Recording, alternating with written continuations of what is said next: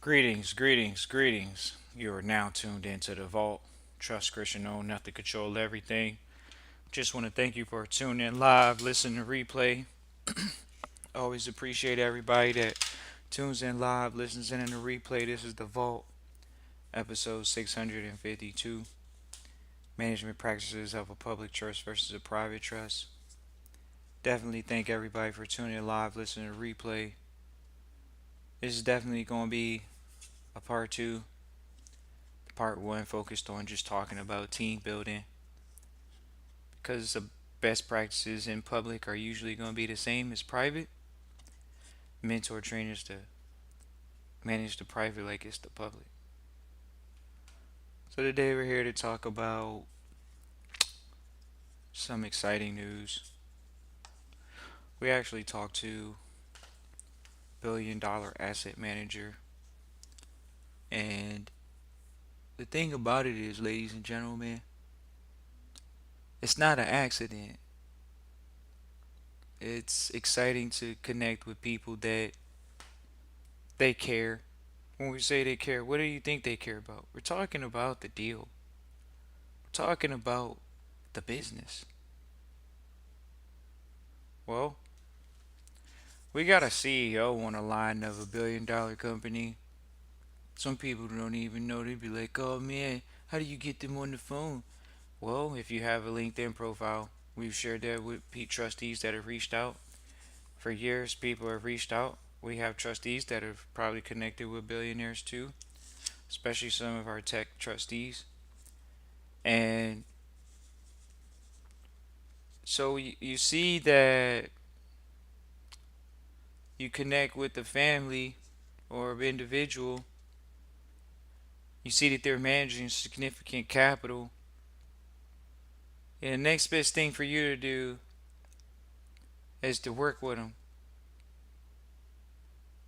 Interestingly enough, it's such a small space. And I mean, if you say you're talking to a billionaire, you're talking less than 20,000, talking about less than 20,000 people in the world. Even that's still a decent number of people. They're not all even in the same area. Actually, it's more than 20,000. I think it was maybe 20 million. Excuse us. Okay, it's still 8 billion people in the world. So you get one of them on the line that's managing it. How you get them on the line? Trust Christian to vote. Well, we reached out through LinkedIn.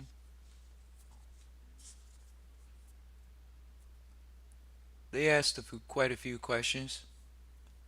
Guess what? They wanted to see a little bit of documentation before they get on the line. What's wrong with that? Do you have a mission statement? Do you have a vision statement? Does the trust have a mandate? What made you pick this particular asset class as a business? You know, we have people come on that manage the gold business. We have people that come on that have various different businesses. Why did you pick that particular business?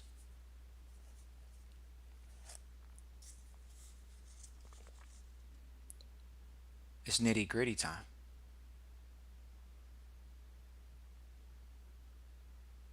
It's nitty gritty time.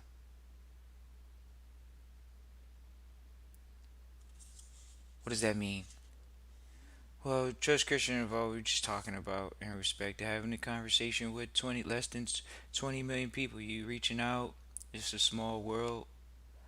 You reach out and just had a healthy conversation about where you going in life, where you looking forward to in the market in your business, what's your current team, how much work are you working right now in the business? You know, so many people. Are you working full time? Are you dedicating your life to the company right now? Especially as the first trustee.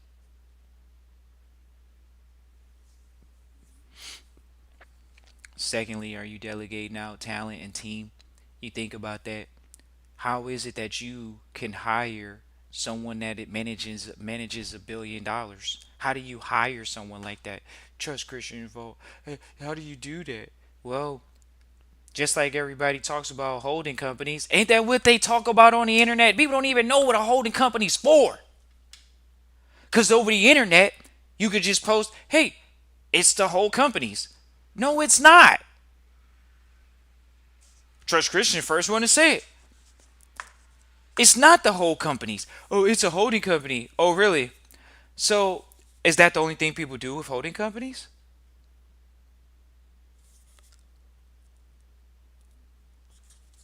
Like, geez, man. We gotta have open minds in business, especially if you an entrepreneur. You've been in business for more than a day, 2 days, 3 days, a year, 2 years. You've been in business for a while. So yes, we have to be aware of these things. So yes, you can get people on the line that have more money than you. So we'll go ahead and say it, because a lot of times a lot of people say, "Oh man, how do you get the big wigs on your team? How do you get the big wigs?" Uh, you gotta have a plan on paper. When you're talking to people that have got college backgrounds, most likely highly educated, quote unquote, these are people that are used to seeing things written on paper, so you got to cater to them.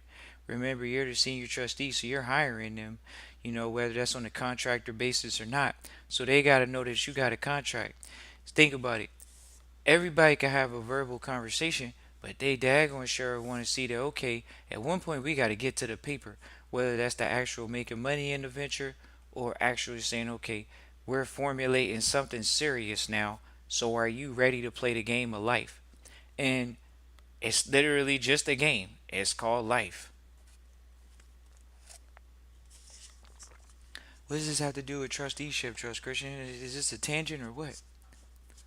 Well, in trusteeship, you're not going to be the solo trustee. We got so many trustees right now in trustee training that they have families. And we talk to them about maybe being so developed that they could have any level of comfort to engage with an institutional trustee on the public side. And that's who we talk to today. We talk to an institutional trustee. Now they don't have to call themselves a trustee. Why? Because they're not in a trust. They actually are just managing commercial real estate, and they're managing billions of dollars in the portfolio. So what do we say? They have a separate interest. It's not even a conflict of interest. That's the first thing you want to know. Somebody coming on your team, think about it. Is their family in a competing industry? Is their business currently in a competing industry?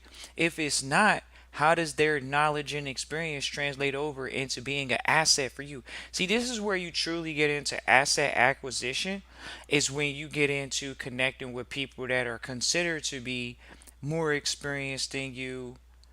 And so if they validating it, not to say it must be true, but when you got people in harmony towards a vision, we was sitting there thinking, you're kicking your feet up in the air. You're kicking your feet up in the air.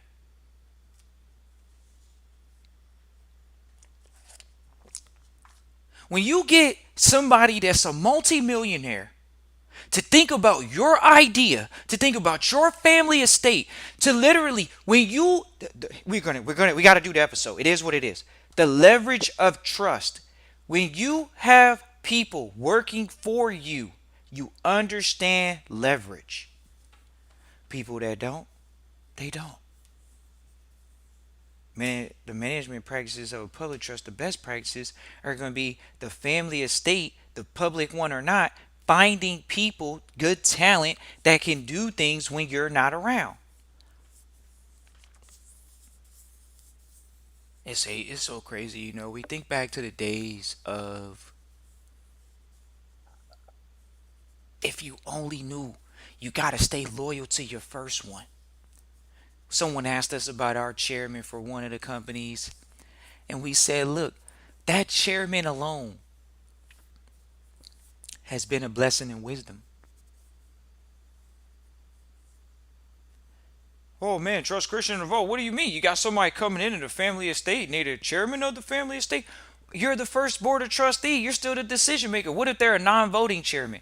Think about how valuable that is. You think people don't bring Trust Christian and the vote in as a non-executive? We don't need to vote. They just want us to sit in a room and listen in, quote unquote, fly on the wall, and actually say, hey, add words of wisdom, because that's what the non-executives do. They add that level of wisdom.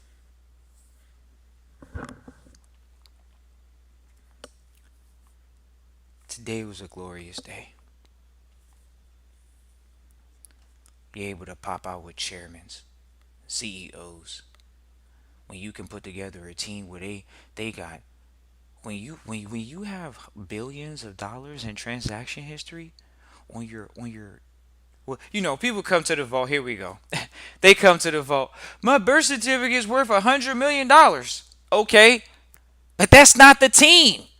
See how you still missing the element? You're missing the team. When you got the team that has, whether it's 100 billion, whatever you need to execute a team, execute a deal. Let's just go ahead and get into it. Management practices of public trust versus private trust. Part two is about focused on execution, because a lot of times it's too it seems as though anybody can just say anything,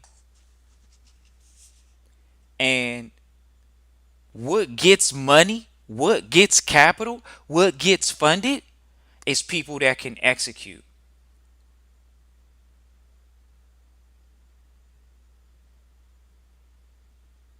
That's what gets capital.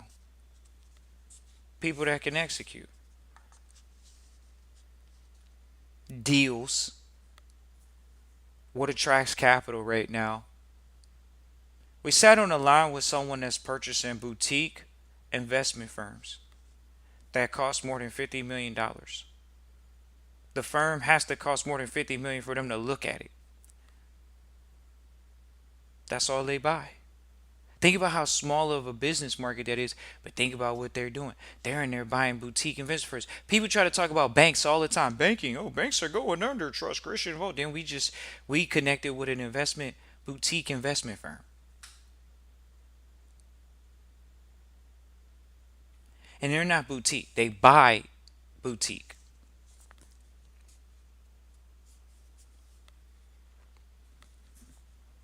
We're really excited to connect with those big players. You say, oh man, it's less than 20 million of them. Exactly. So we might want to get to rub shoulders with a few of them while we're still alive. So we can connect with them, so we can see what the deals look like, so we can be in the mix. People think, oh man, this person, they got $1 billion. Why would they talk to me? Well, if you understood, we've sat next to quite a few in life recently, and they're still willing to give the 20 minutes to 40 minutes of their life. Maybe not a 40, but the ones we've sat in front of them for extended periods at times. We're privileged, but at the same time, 20 minutes is all you need, baby.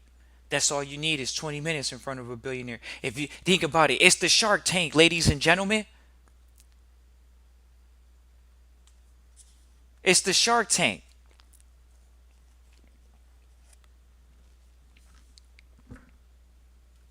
Oh man, Trust Christian dog, guys have a 20-minute pitch.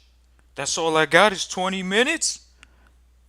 We sit on the line with trustees. Sometimes they tell you this isn't for us. And you got some trustees that say, I'm ready to put up. Well, execution is the thing. And so, how do you get to be execution? How do you execute? You take on responsibility. There's some hurdles people got to overcome. We could see it coming from them, but if y'all only knew, it's like somebody that's climbed a mountain and they're above you. They can see that even though you're going through a foggy area and it feels jaggedy, it's actually safe and stable because it's been trekked on thousands of times previous to you, and you can still trek. And if you just keep moving, you'll be fine. But if you stand still, it's going to feel windy. If you stand still, you're going to feel like, oh, I'm in the middle of the mountain. Of course, you're in the middle of the mountain. You're climbing a mountain. And so, is it one of those things that trustees are going to be, oh, I got to get over this hurdle? What hurdle is that? Building out a team outside of my family. We talk to a trustee again. We double down on the emphasis. Trustees got to go from here, there, and everywhere. Go from here, there, and yonder. We talking to the trustees. We say, okay, trustee, you say you're moving into the realm of private trusteeship, private wealth. That means you're going to private wealth events. Are you going to those events? Oh, you got to join a country club now. Exactly. Trustees endeavored. They understand that they got to drive 40 minutes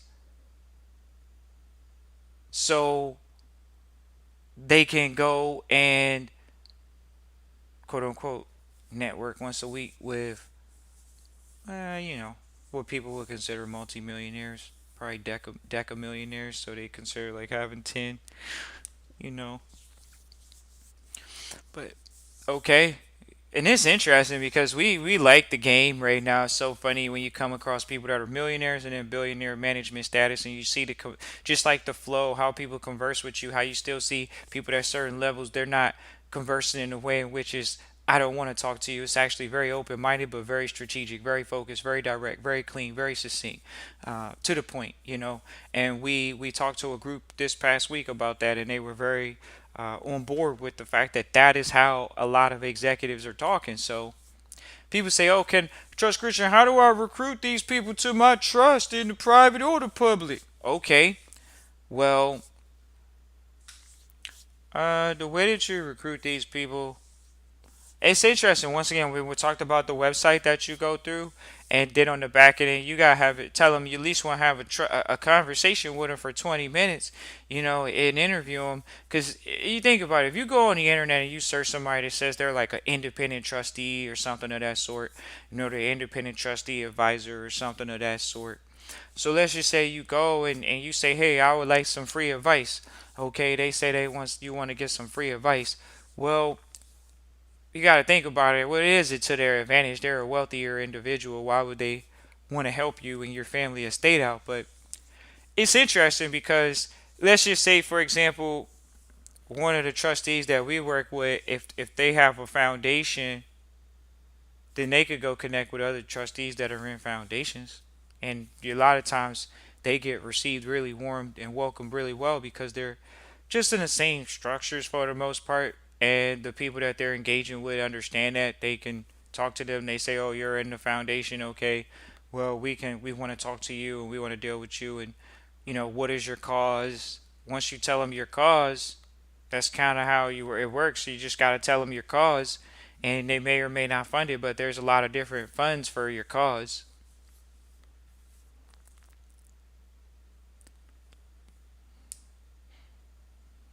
Trusteeship is interesting times nowadays. You know, we were talking to once again the senior, and the senior just pointed out that if you have your head screwed on straight right now as a trustee, the biggest thing is just taking on responsibility outside of execution. We asked one of the trustees, who's the responsible party? And some people think they're not a responsible party, but that says a lot when you're not the responsible party because a lot of asset managers want to take credit for being a responsible party, which would be considered the fiduciary, and they want to show that they have assets under management. We all would want to say we all want to show assets under management at a high level. And so it's interesting because we were just thinking about how outside of execution and responsibility, the thought will come back to us. But when you guys think about even those two words, ladies and gentlemen, those two words alone, responsibility and execution, those things are some of the tippers in business models. Those the tippers. The quantum leap is you gotta stay prayed up, ladies and gentlemen.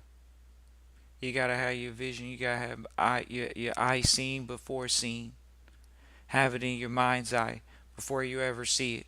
How you gonna build a team of successful people if you can't see yourself shaking their hand, if you don't see yourself rubbing shoulders, if you don't even see yourself visualizing having conversations with these people? It's easy to visualize the conversation when you study and what you're supposed to be doing. So when trustees say, "Oh, I'm studying," well, if you're studying the business model that you're in, you're going to be able to have conversations with the people that are already successful in the industry. Now, you may not know 10 and 20 years of conversation work. And so, this is where we tell trustees to keep it simple and don't even try to be fancy with it, huh? Because it's like, why do you need to talk that language when, if anything, you should be asking questions? And that's something that we really push to our trustees is to find mentors, find non executive chairmen to mentor them. And so they say, "Oh, how do you recruit them for no money?" And they don't have a vested interest in the business. Well, in some cases, you can give them royalty fees. Hey, as we make money, we got to give you some money off the top. Fair deal? Who doesn't want to be the first of a deal? Oh, Trust Christian, is it that easy? How do you structure that? Is it that easy? Oh, Trust Christian, hold on. We go get somebody, a stranger that's successful, that's a multi-millionaire, that's a trustee, to give me free mentorship. And then I can give them a royalty off of the funds from the trust or just the business overall. What's that royalty look like, Trust Christian Vault? I know now we find out how greedy people are, how much people want to give away, but uh I mean, you think about it, ladies and gentlemen, are you giving away 20% of the company? Are you giving any equity away in the company? Are you giving anything up in the family estate? If you're not going to give up anything of royalties different than a position in equity, that's why it's so important for us to have a dictionary so we can read over it and know the definitions.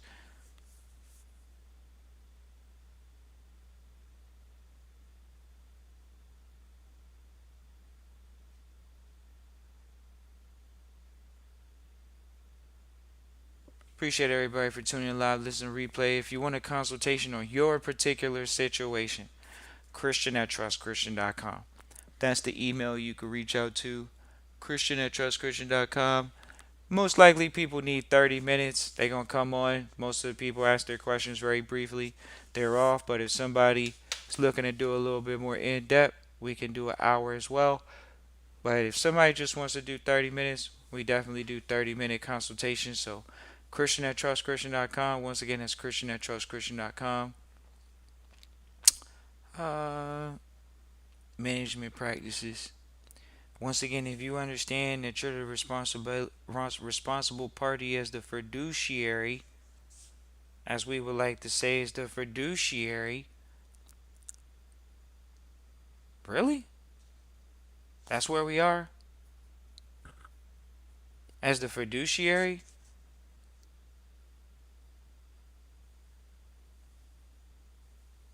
Well, we got to study up on our fiduciary duties.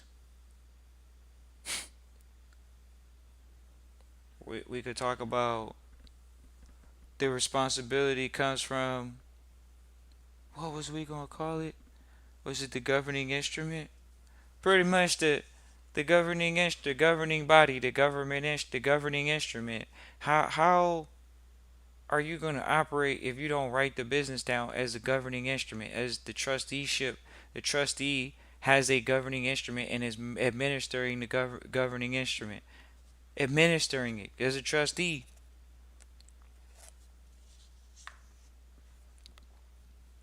How you going to do that without good counsel? It just might be outside counsel. Could be classified as independent counsel. These are terms that we just get abreast of.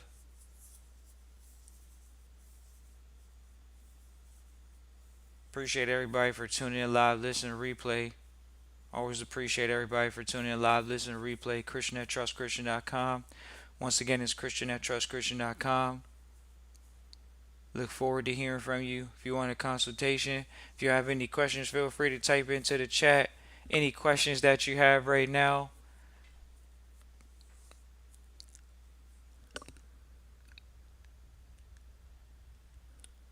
We'll stay on an extra minute or so. Allow people to type their questions into the chat. If you have any questions, if you are listening live, feel free to type into the chat where you're listening live from. But we're always excited to do these episodes. This particular episode was to highlight some very, very important things that